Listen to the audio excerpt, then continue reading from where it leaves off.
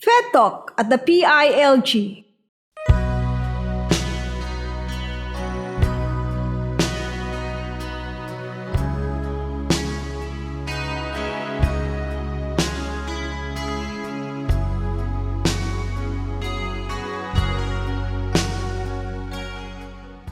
This is Fed Talk at the PILG, a friendly conversation on anything and everything federalism, with our host, Attorney Gwendolyn Pimentel Gana, our special guest, Attorney Michael Henry Yusinko. This podcast is brought to you by Pimentel Institute for Leadership and Governance and Hans Seidel Foundation, Philippines. Good day, everyone. Welcome to Fed Talk at PILG. Once again, we are here today to bring to you very interesting discussion on another matter that involves federalism. So let's go on and welcome our guests. Our guest now is Attorney Michael Henry Yusinko. He is a senior research fellow of the Ateneo Policy Center. He is a lecturer at the Institute of Law, School of Law and Governance of the University of Asia and the Pacific. Attorney Yusinko is also a contributor in various Philippine newspapers, such as the Philippine Daily Inquirer, Rappler, Minda News, the Daily Guardian, Philippine Times, Sunstar Cebu, Asian Current, Asia Times, Channel News Asia, and Asia East Forum. He is from the Ateneo de Manila, undergrad, and of course, an Arellano Law School graduate and holder of a master's degree in law and development from the University of Melbourne Law School. Let's welcome Attorney Michael Henry Yusinko. Hello, Attorney Yusinko. Good day. Welcome to PILG Fed Talk.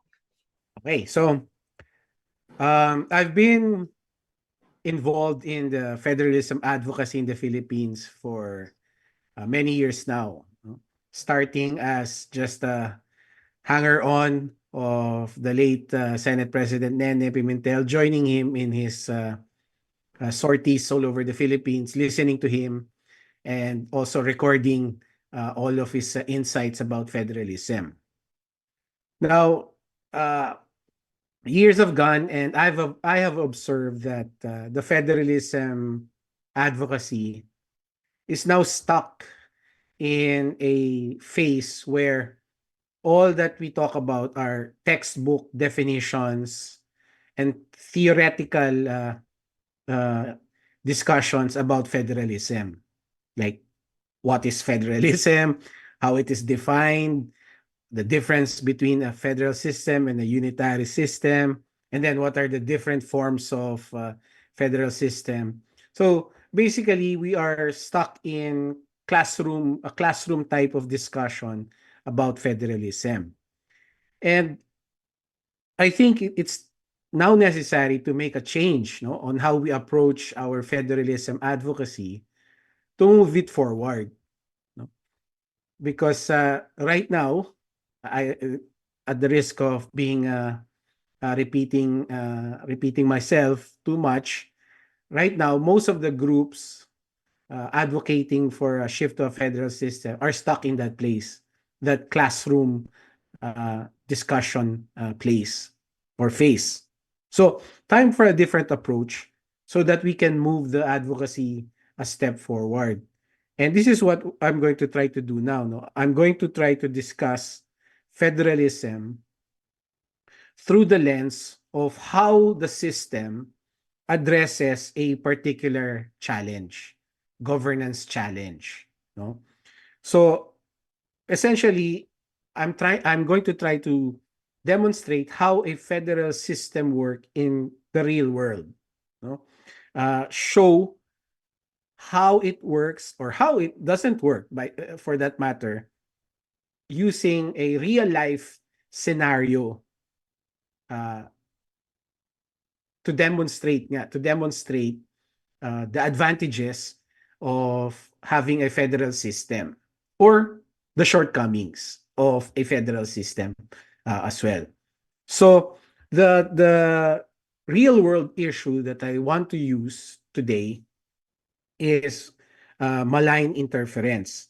Okay, now malign interference is very relevant to us because of what's happening in the West Philippine Sea. And of course, just a couple of months ago, if you remember, our former president was accused of entering into a secret deal with China. No? So these are all uh, sort of examples of what malign interference can be. So malign interference is uh, it has no accepted definition yet. No, it's not yet a legal or international law concept for the moment, but there's already a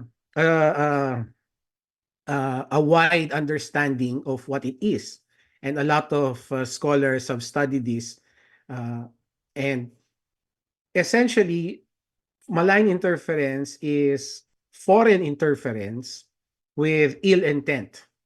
So it is one country trying to influence another country with bad intentions. Okay. Now, it can manifest in many ways. No, there is no single way that it manifests itself. So there are many ways. So I've put the various ways it can uh, be operationalized in a particular context. No? So the resource I'm using for this slide comes from uh, one of the leading um, materials for the topic of malign interference, particularly in Southeast Asia. No? So just look at the details on the slide. Anyway, just to go through it briefly, malign interference can come in the form of uh, disinformation, misinformation, not just in social media but also in mainstream media. In other words, a foreign country either directly trying to use the media to influence the country, no, or using surrogates or mga tinatawag nating mga uh, so paid social media influencers uh, to spread disinformation and misinformation in the information landscape. You know? It can also be a it can also come in the political form, no, in the political space uh, through the co-optation of members of the community or through the co-optation of politicians themselves, no, meaning to say those in power being used by a foreign hostile nation to influence policy making, to influence lawmaking to their favor. No? And of course, there's also economic malign interference.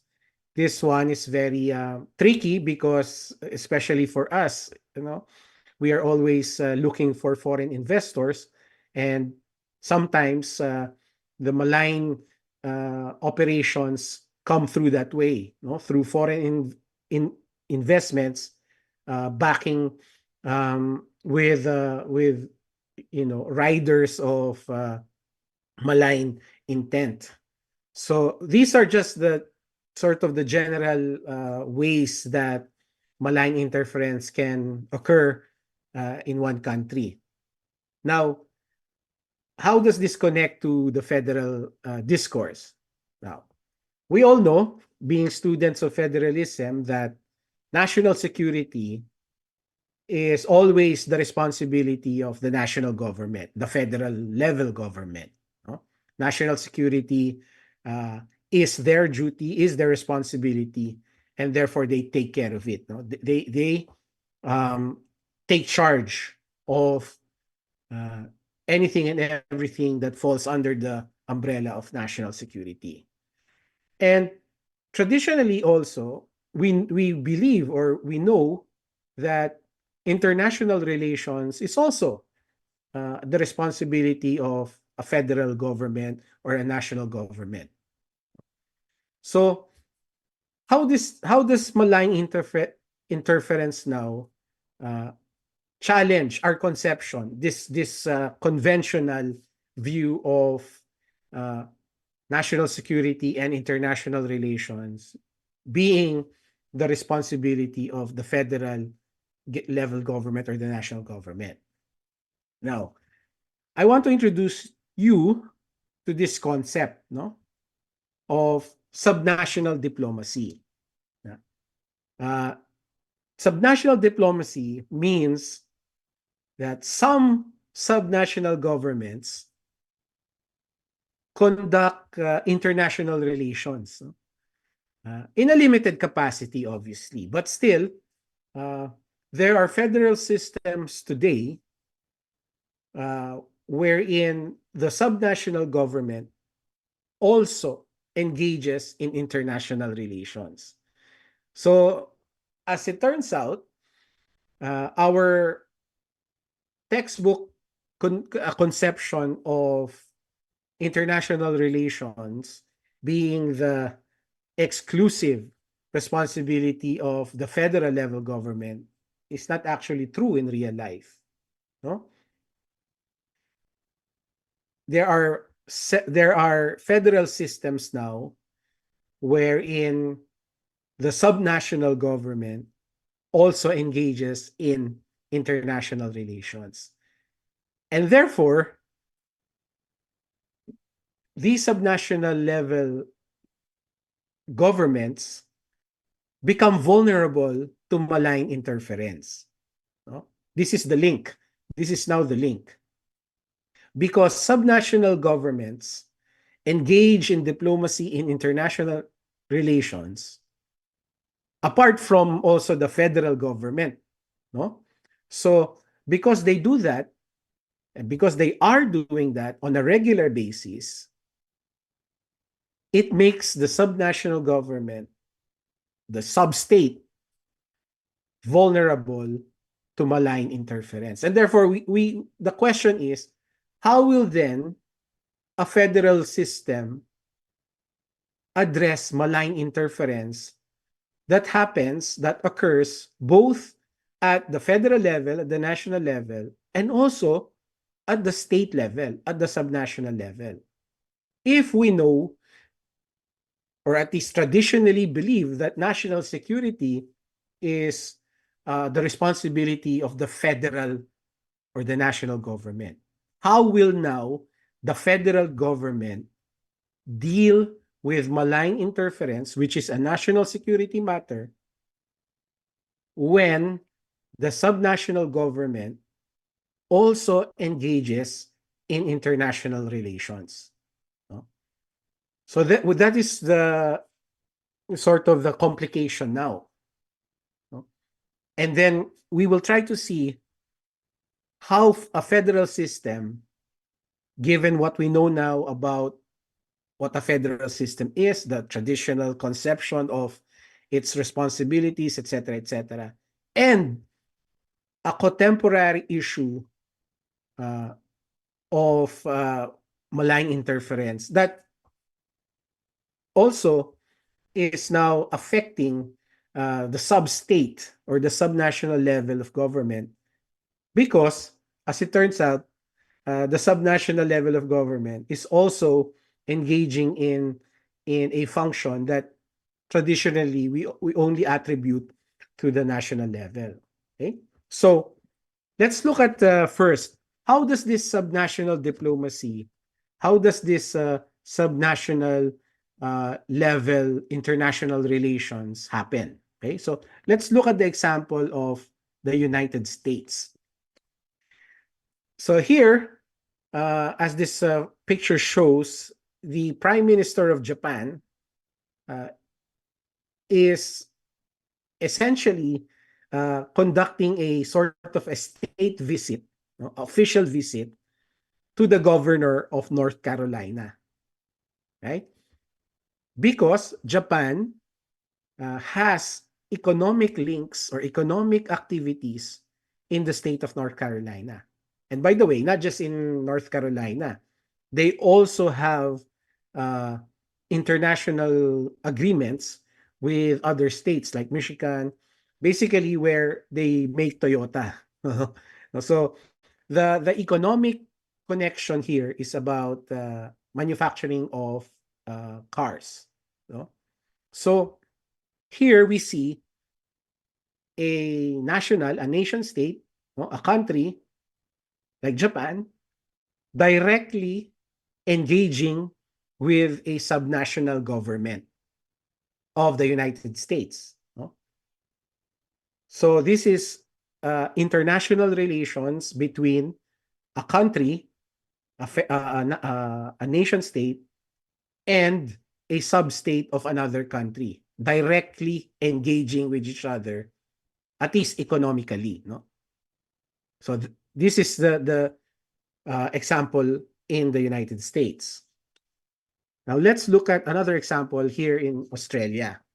Now this is very peculiar, no? Because here, in 2019, the state of Victoria, a subnational government of the federal system of Australia, signed up to join the Belt and ano ba tawag dito? The BRI, Belt and Road Initiative of China. No? This was in 2019. They directly signed up to join. No? Australia, as a country, did not join. And the other states in Australia didn't join also. So it was only the state of Victoria, a subnational level government, who decided to join the Belt and Road Initiative of China. So again, this is an example of a subnational level of government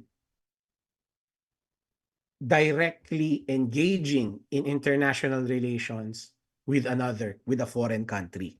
No? In fact, going against the national or the federal policy or federal foreign policy.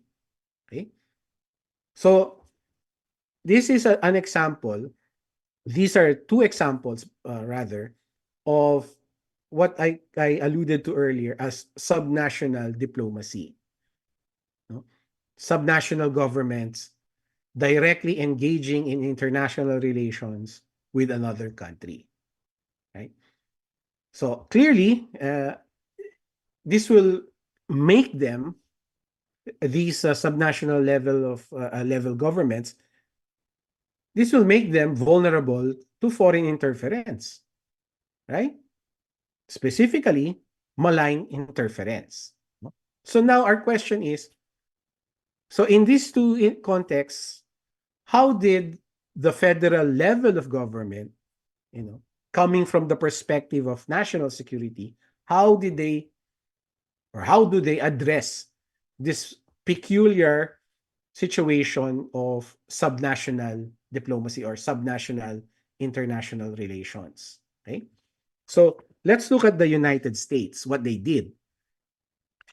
The US, recognizing the value of subnational diplomacy, they organized what they call now a subnational diplomacy unit. No? So now the State Department has various units, yung subnational diplomacy units, scattered along those states that are engaging directly in international relations. So what they decided is that the federal government will now engage with the state government to ensure that national security is protected. So in other words, the federal government will allow subnational diplomacy to continue because they recognize the value. But in order to protect national security, they will now develop means of cooperation and coordination with these state governments. No? So that is what the US government is doing now. They are now giving life to what we call the International Government Relations concept or aspect of federalism. No, the federal government and the national government coming together, coordinating and cooperating to achieve a particular goal. In this instance, subnational diplomacy. At the same time, protecting national security. Right? So this is what the United States has done or is doing now. What did Australia do? Australia, the Australian government, the federal government, decided to assert itself against Victoria. And because of national security, under the using national security as a reason, it tore up the agreement between Victoria and China. No? So in this particular instance, we see the federal level of government overpowering the subnational government under the rationale of national security. So there is no cooperation, there is no coordination in anymore. They just stepped in, told the subnational government, no, that is what you have done is contrary to or is a risk to national security. It exposes the entire country to risk of malign interference or foreign interference, and therefore we are stepping in, and tearing up or canceling the agreement between Victoria and China. So, very different approach between two federal systems. Right? One has decided to respect the subnational government, and then as a means to protect the national security, has decided to employ IGR mechanisms so that both objectives are met. On the other hand, a federal government basically overruling the subnational government on the premise that national security must be the priority over everything else. Okay? Now, compare that to what happened or what happens to us in the Philippines. No? This is the case of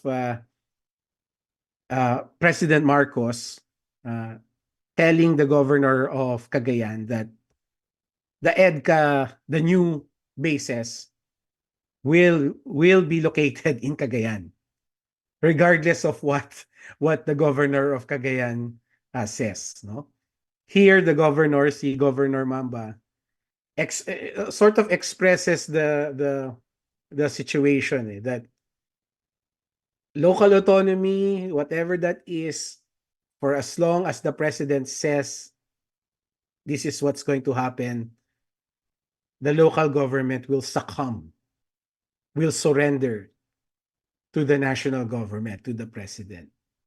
No? Because this is national security, and therefore that takes precedence over everything else. Very similar, right? Very similar to what the federal government of Australia did. So now you see there are cases where there are situations where a federal system will look like a unitary system. Nakikita nyo na dito, very clear, no? Federal system is similar to what a unitary system will do to address particularly a national security issue. Okay? So now at the end, so where do we go? Where do we go from here? No, learning about how a federal system works in action, right? That not all federal systems will address a particular issue, like a national security issue. Not all of them will address it in the same way. Where in fact, when it comes to a national security issue, there is a chance, or there is a possibility that a federal system will even address that issue in the same way a unitary system would, no? Meaning to say, national government will reign supreme over the subnational government. So, where do we go from here as a federalism as federalism advocates, no? So I have two lessons to offer. Number one, um, we cannot simply be stuck with our classroom or textbook approach, no? This is good, no? I mean, this is necessary. This was necessary before, especially when we were all starting around 2016. So it was necessary for Tito Nene to go all over the Philippines to explain uh, in a textbook type of way what federalism is, no? But if we are to move this advocacy forward, we have to change our approach, no? As I have demonstrated, hopefully, with this lecture, no, we have to now look at advocating for federalism in a very specific, context-specific way. And that is, we should have our own determination of what should a federal system for the Philippines should look like. Specifically, how a federal system in the Philippines can respond to the current challenges we are facing. So not just national security, but food security, climate change. So no, these are all issues that we are facing. And therefore, we have to show how a federal system that is unique to the Philippines, or that is um, uh, particular to the Philippines, how will it address or face these current challenges that we are facing? So these are the two lessons that I want to share for us federalism advocates. So thank you very much. Is there a difference between foreign intervention and malign intervention? So the reality is, all states, including us, we engage in some form of foreign interference or another, no? That's part of international relations. So what's different with malign interference is the intent, no? Malign interference is, as I said earlier, is foreign interference with ill intent or with bad intent. So that's why the example that I gave earlier is that malign interference, one form of malign interference is the spreading of disinformation or misinformation uh, to push the cause of a hostile nation, no? So as an example, I would use some of the narratives being pushed in social media, in our social media, where uh, tawag dito yung that if we assert ourselves in the West Philippine Sea, that means we are going to war, no? That we are going to war against China. So may mga narrative na kumakalat na gano'n, no? So that's uh, one way of malign interference can happen, no? Where a hostile nation can use social media to spread disinformation and misinformation, so that the society will be confused, or there will be chaos in society, may fear, may anxiety. Yan yung mga ways of malign interference. But definitely, ang foreign interference happens on a regular basis amongst nations, no? Ano yung tawag dito, that's part and parcel of international relations. Kahit tayo, we try to influence other nations to support our cause, to support our aspirations, our ambitions. So it's normal. It's a normal part of international relations. Yung intent, yung malicious intent is what makes malign interference a national security problem. Okay. Attorney Cinco, you are saying that not all foreign interference are bad, but only when there is malice that foreign interference becomes really controversial.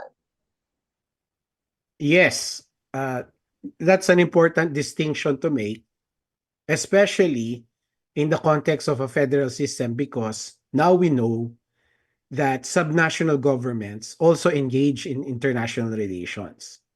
So, the idea of foreign interference is not always averse. No, it's not always negative, and that's possibly why the United States is okay with subnational diplomacy to happen. No,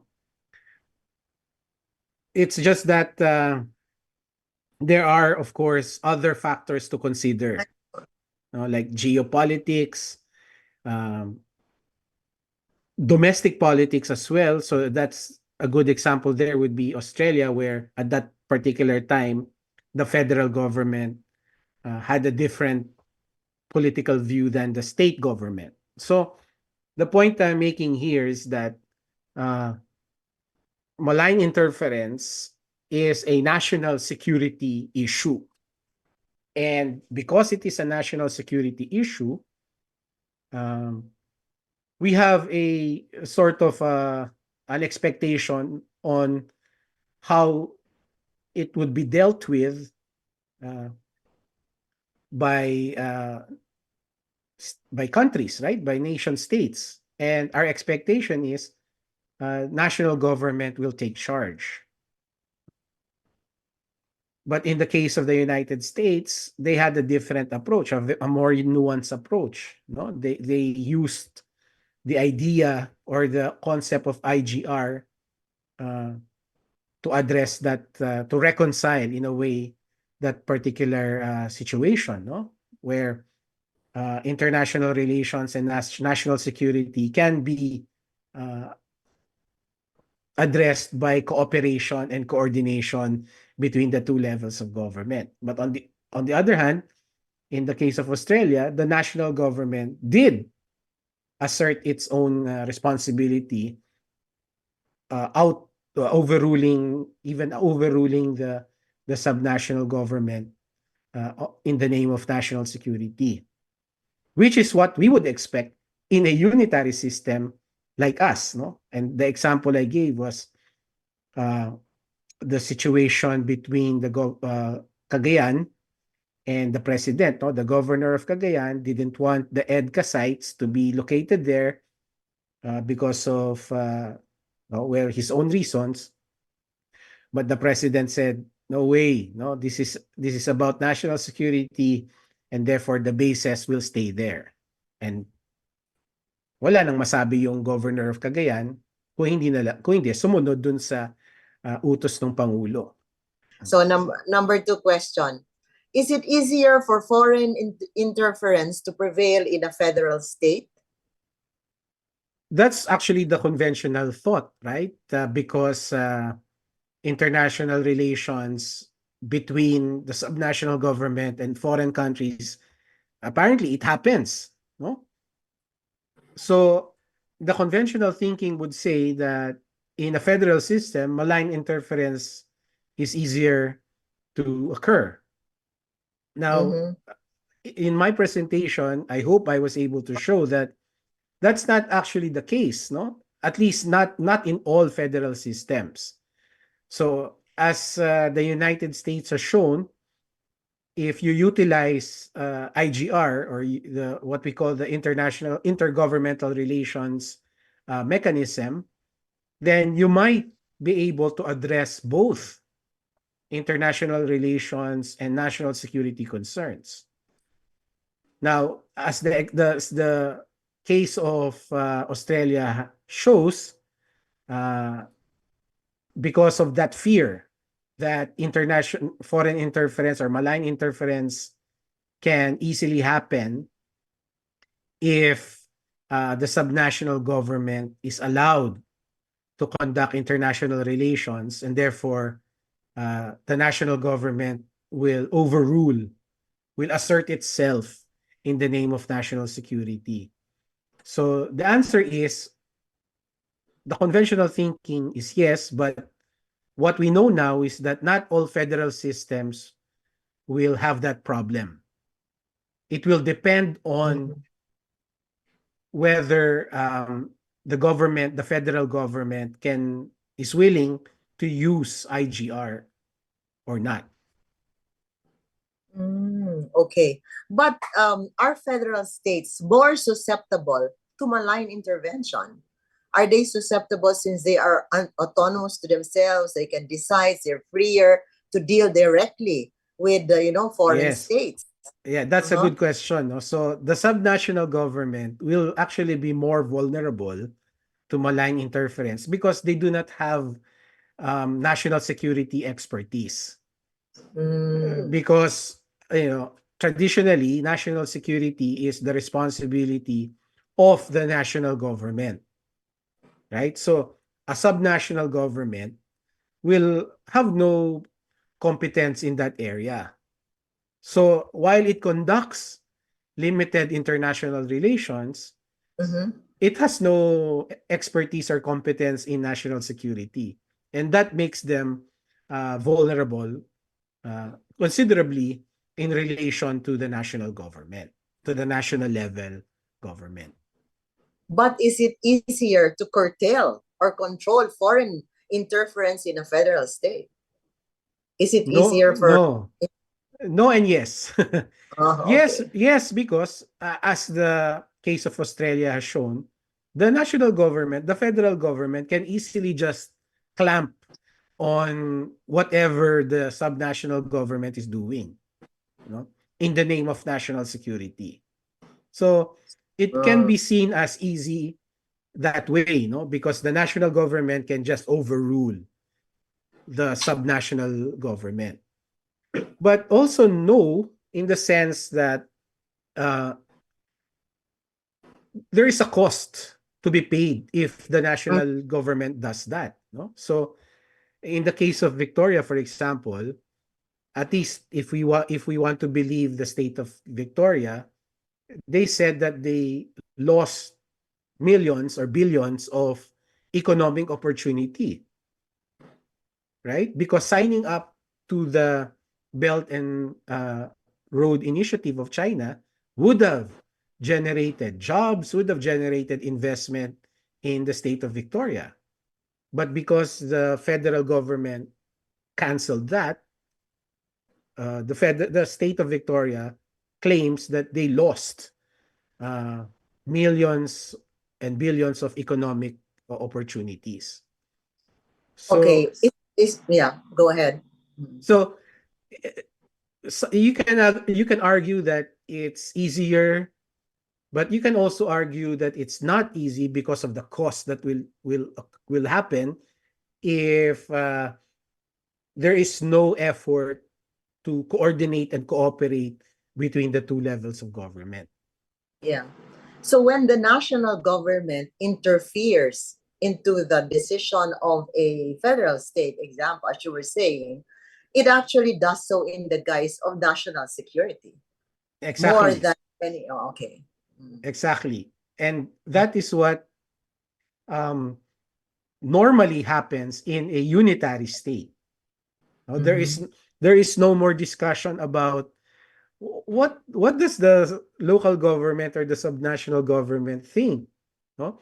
Mhm. In a unitary state, that rarely happens because the national government makes a decision and that is immediately implementable. Now, in a Mhm. federal system, there is that opening for cooperation and coordination between the two levels of government. Oh yeah. Okay. So going to questions near our hearts, no? Near, I mean, about the Philippines. What what is your comment on the extent of probably malign interference in the Philippines? Is there such a thing going on now? I can cite some examples.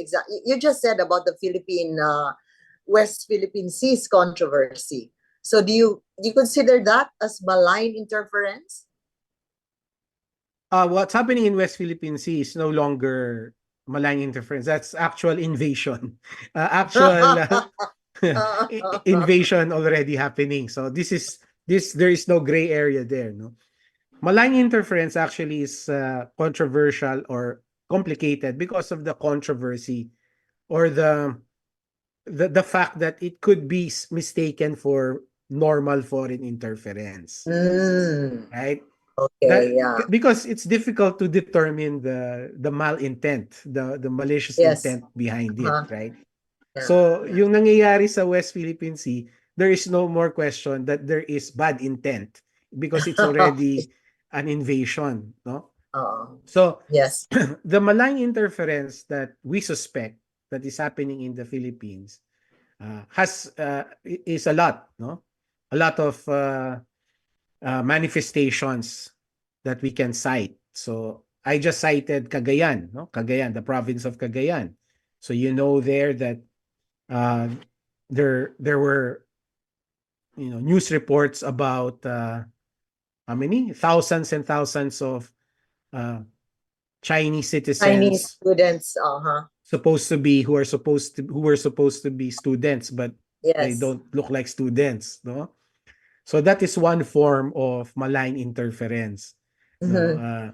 Uh, foreign nationals of a hostile nation, for that matter, coming to a country and pretending to be students, and then Yes. doing you know kumbaga parang malign operations within that society. Oo. Attorney Yusinko, you were citing earlier that there are three forms, of malign interference. You were saying informational, political, and economic. And I was thinking, as an example, where would you consider the controversy of Mayor Alice Go as an example of malign interference? That's Among the three informational, political, and economic, where does it come in? crosses across the three phases, no? Uh-huh. But what's very interesting about this case of Alice Go, the mayor, is that the malign interference, if let's assume, no, let's assume that there is malign interference here, was coursed through local government, Yeah, right? community. Yes. Mm-hmm. It was coursed through local government, and in a lot of ways, no. So one way is to influence the local government to issue permits for the pogo, right? Now, Mm-hmm. on the surface, that looks above board, right? Syempre, kung local government ka, you want to have business in your locality, Yeah. na? But if At you saka dig to deeper, improve, to yeah, di improve the ba? economic situation, di ba? Right, di ba? But, Mm. below the surface, we see what's happening, no? Na they are building structures where a lot of bad things happen. And then, to further the stakes up, they have a candidate who runs for mayor. So you see, the malign interference that's happening in our country, alarmingly, is being coursed through local government. And maybe not just one local government, maybe a lot of local governments in different parts of the country. Mm. So this malign interference has taken on in the color of a political intervention. No, I mean, if you say that it's in local governments that they can do it, indirectly without us really knowing. So would that be a cause of well, alarm? Because you can't really see it on its face. So how would the voters really determine who among their leaders are very you know under the, well, payroll supposedly of these foreign nations?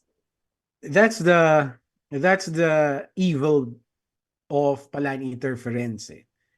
Us regular folks, it's very challenging for us to distinguish sino ba yung tama at sino yung merong masamang intention. And that's why it's good that we're talking about it, because it makes voters aware that this could be happening in their locality. Because I can't imagine a big structure like yung Pogo sa Porac being ignored by the Yeah. community, di ba? So there are several levels to that story that must be revealed. Kaya dapat yung number one, yung media, they have to look into this. Yung ombudsman, ginagawa naman niya, yung OSG. So itong Pogo issue na to, it's really malign interference being revealed one layer after another, no? At yun na nga, for now, ang concern natin is that ginagamit yung local governments, no? Yung mayor, yung council, yung mga barangay, ginagamit as a way to propagate yung malign interference operations. Yun yung very alarming dyan. So, in elections, diba, I was just thinking, Attorney Yusinko, during elections, there is a prohibition in our election code that says that no foreign donations, diba, can be accepted by our politicians when they campaign. Is that also a way to prevent, foreign intervention or interference? Does it connote being malign, of a nature of a malign interference when you accept foreign donations? Oh, that's automatic, no? Kasi bawal talaga, nakalagay sa Omnibus Election Code, even Was in our that the reason Constitution. kaya? Is Oh, that yeah, yeah. also the reason? Yeah, that's the reason why that prohibition is there, no? To prevent foreign governments or foreign elements influencing our public officials and our politics. That's why that provision is there. But ang point natin dito is that the malign interference operations now, they are so sophisticated that that provision is no longer relevant actually, no? Because they are the malign operators are able to channel their money in many other ways. Yes. Yeah. Di ba? So Yeah. hindi na dumadaan dun sa normal channels during elections, no? Na through political parties, through politicians, no? Hindi na ganoon eh. Di ba? So that's why kailangan i-reveal, ilabas yung ganitong mga pangyayari, because the voters will have to do something about it then, no? Kasi nasa kamay naman nila eh. But they have to be more vigilant na kapag meron silang nakikitang kandidato na merong kaduda-duda, then they have to speak up. I was just thinking, no, if one way probably, as you were saying, would be through legislation to to control this malign interference in our affairs. What is the other ways we can probably design in order to protect ourselves from foreign interference? Legislation, actually, that's parang that wouldn't be my immediate response, no? Because merong mga questions about free speech, freedom of assembly, no? Because if you impose legislation, that means meron kang ipagbabawal, di ba?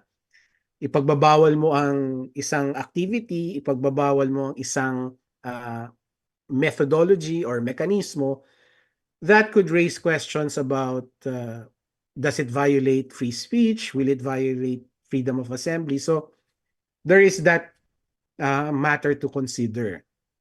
Mhm. What right now what we can do as Filipinos is to be more vigilant, is to be more exacting with our politicians, with our public officials. Kasi nakakatawa, 'di ba, nang lumabas yung issue na President Duterte entered a secret deal with Beijing. There are people who say that that's okay. That's part of leadership, etc., etc. Hindi pwedeng ganun because, 'di ba? Hindi pwedeng the very word na lang na secret deal should already raise alarm bells. So that's what I mean siguro, no, na for now, for the meantime, what is being called for from us is to be more vigilant and exacting with our public officials. Hindi pwede yung palusot na lang ng palusot eh. Mm. So, would you consider, Attorney Singgo, that the extent of foreign interference is in our country is already alarming? Yes, definitely. We are at a level that we are now at risk of losing uh, our sovereignty, our cohesion as a society. No? So we are at that point that we should be alarmed, I would say. Would it help then if our system of government would be federal in nature? That is tricky. That is the tricky question, no? It's difficult to answer, but I would say that even as a unitary state, a unitary system, we are failing. So maybe if we had more um, cooperation and coordination within the different levels of government that we have, maybe we will be able to address malign interference more effectively. So it's difficult to answer if we shift to a federal system, then we would be better equipped to address the challenge of malign interference. The answer is not a direct yes, but I would say if we master this idea of the different levels of government cooperating and coordinating with each other, then maybe we will be able to meet the challenge of malign interference. Thank you, Attorney Cinco, for that very, very informative discussion. We have learned a lot from you today, as we always do in our different podcasts before. So thank you so much, and we look forward to more discussion on this matter. Good day, Thank- everyone. Good governance does not depend on the governors alone, but also on the governed.